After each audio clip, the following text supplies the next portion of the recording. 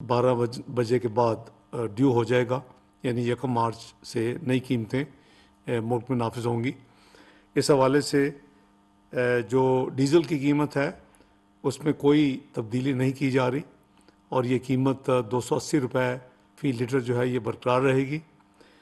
Petrol की जो कीमत है जो इस वक्त 272 रुपये है, इसमें 5 रुपये कमी के साथ नई कीमत जो होगी वो 267 रुपये फ़ी लीटर होगी।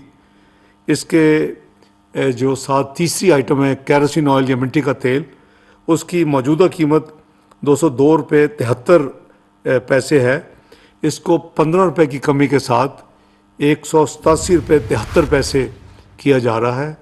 और लाइट डीजल ऑयल जिसकी इस वक्त कीमत 196 रुपये 68 पैसे है, उसको 12 रुपये की कमी के साथ 184 रुपये 68 पैसे किया जा रहा है।